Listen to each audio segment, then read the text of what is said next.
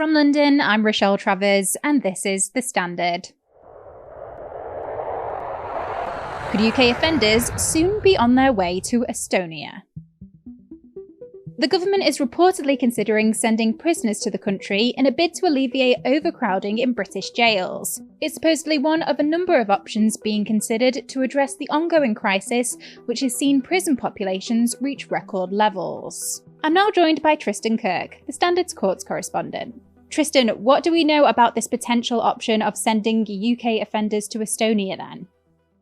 The reports emerged today that the government, the Ministry of Justice, is considering the idea of sending prisoners to serve their time in jails in Estonia. One of the ministers in the Home Office, Angela Eagle, was asked about this particular report this morning and didn't deny it, although it is not necessarily something that's actively within her brief. Although as a minister in the Home Office, you would expect she would know about something like that. The idea is because the prisons in the UK are chronically full to the point where there are only a handful of places actually left, is that there needs to be some action taken to free up extra capacity, if not within our system in this country, then potentially in a different country entirely.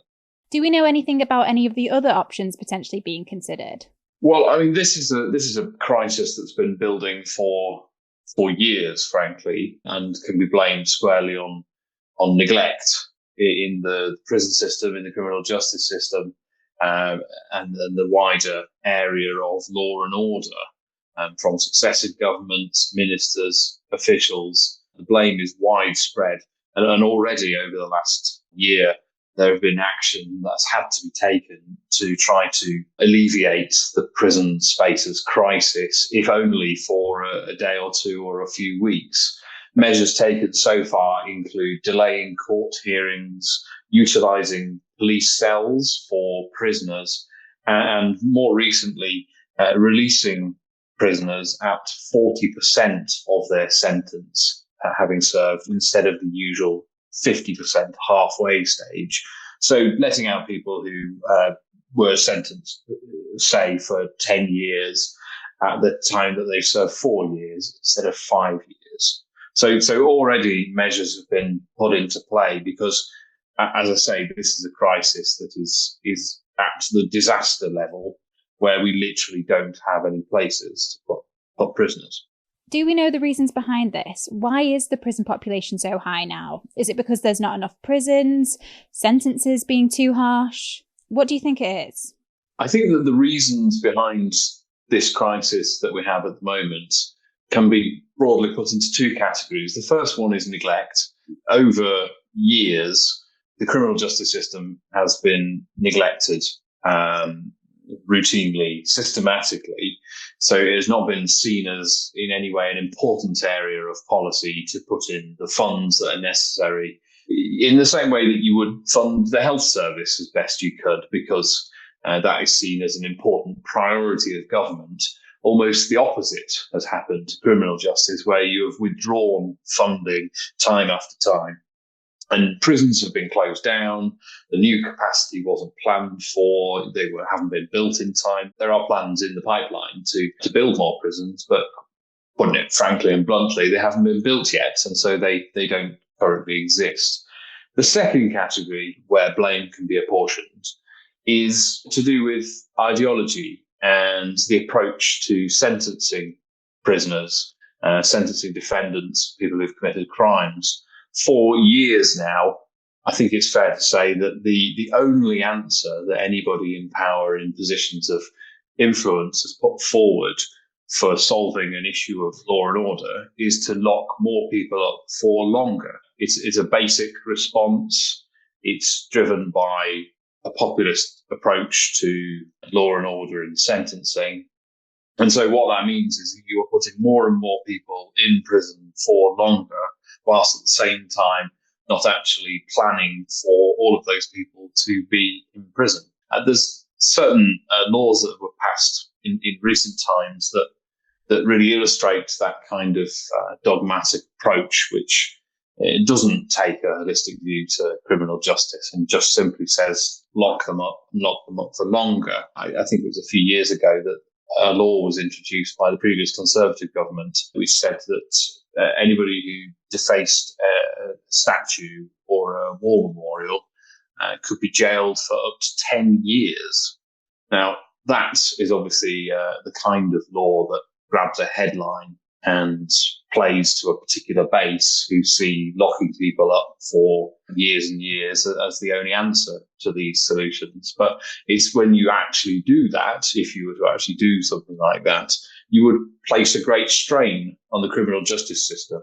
And then you've got to ask yourself, well, what is that actually achieving? Locking someone up for, if not 10 years, maybe 2 or 3 years for doing something that is an obvious criminal act, an incredibly offensive criminal act. But does it really warrant the kind of sentence that you would also hand out to somebody who's potentially committed a child sex offence or a series of burglaries? There's no nuance in that kind of approach to law and order, and it leads to a prison system and a court system being just left in utter crisis. Do you think the length of sentences for certain crimes could be reevaluated then under this new Labour government? I think now is absolutely the time for a complete reset of the approach to sentencing, to criminal justice generally, to the rehabilitation of offenders. At the moment, we have a prison system that's full to bursting. And if you look at a jail like HMP Wandsworth, the people who are actually in that prison are getting no real value out of it, no learning, development, rehabilitation. They are simply locked up or have been locked up for 22, 23 hours a day. And it is there just for punishment in terrible conditions. Drugs are rife, violence, self-harm, suicide even. And so that's a failing system. And that's perhaps reflected to certain degrees across the system. What we really need to do is look at the people that we are sending to prison. Do we need to send them to prison, or are there better ways of handing out punishment and rehabilitation?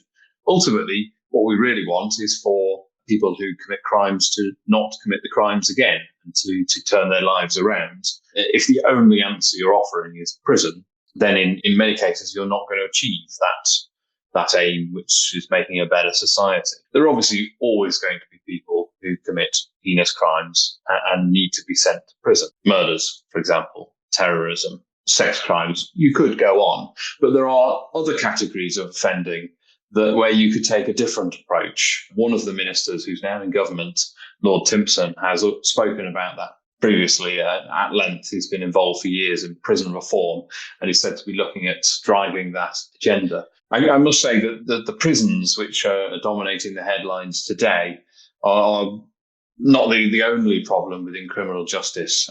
As the Courts Correspondent, I know intimately how bad things are in the courts, chronic delays, backlogs spiralling up to nearly 70,000 cases. So I think as well as resetting the approach to sentencing and sentencing guidelines, you should look at the whole system and to see how it can be made to work better to help people into early intervention.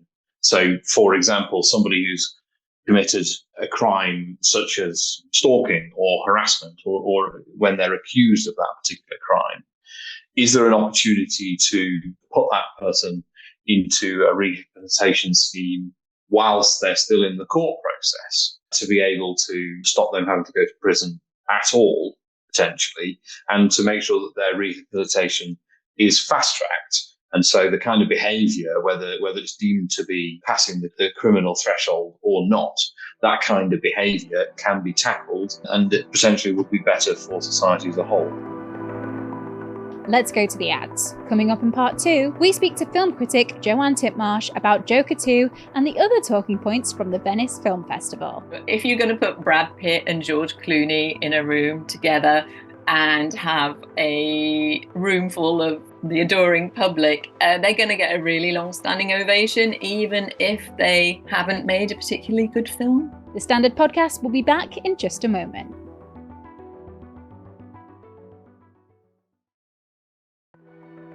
Welcome back. The Venice International Film Festival is drawing to a close this weekend after some huge star-studded premieres and lots of very long-standing ovations. But which are the films to see and which ones are the flops? Here with me now is film critic Jo-Ann Titmarsh, who joins us from Venice. Jo-Ann, one of the most anticipated films before the festival was Joker Folie, deux, which has received some mixed reviews from critics. What did you make of it? I didn't love it. I think that it was very flawed, but at the same time, it's a really courageous piece of filmmaking. I have to say that I was quite surprised when the original Joker won here in Venice in 2019, because I certainly didn't think it was worthy of the Golden Lion, despite the most sensational performance by Joaquin Phoenix. He's back here. Todd Phillips, the director, has decided to turn Joker Folie deux into a musical using lots of well-known songs from the American playbook throughout the film. So he hasn't written any new songs for it. And I think that was a really brave decision, and it works to an extent, but then the songs start to slow the film down. And so it becomes a little bit plodding. And while I like the fact that we are looking into the inner machinations of the character Arthur, the Joker, through these songs, I just think at a certain point they started to grate and they didn't really do enough. Joaquin Phoenix is in incredible form again here, and you certainly can't fault his performance. He is dangerously emaciated, and you see so much in his eyes. He's just such an incredible actor. So there are lots of really great things about it, but as a whole, I just think it needed a bit more action and fewer songs. What are some of the best films that premiered at the festival and the ones our listeners should put on their list to go see? I think that two of the films that I was really looking forward to did not disappoint, and I think they're both potential winners. First is Walter Salles, who viewers might know as the director of Motorcycle Diaries. He's here with a film called I'm Still Here, and it's based on the true story of Eunice Paiva, played by the phenomenal Fernanda Torres, in what definitely could be a Golden Lion winning film. Another film that I really wanted to see was The Brutalist. This tells the story of Laszlo Toth. It's a true story. He was a Jewish Hungarian architect who survived after the Second World War. He's played by Adrian Brody. It's a great performance, and it's a very complex, very challenging film. Don't be put off by the 3.5 hours. There is an intermission about halfway through. It's really worth it. It's intelligent, it's complex, but it's also very funny and fascinating. And this particular Venice Film Festival has been a good one for women, hasn't it? It's been a great festival for women. Not so much behind the camera. There haven't been too many films in competition by women, but there have been great performances by women in front of the camera. We've had Nicole Kidman in Baby Girl, who is fantastic. She's brave, she's funny, she's sexy and sexual, and I think that's a really good film and people should put that one on their lists.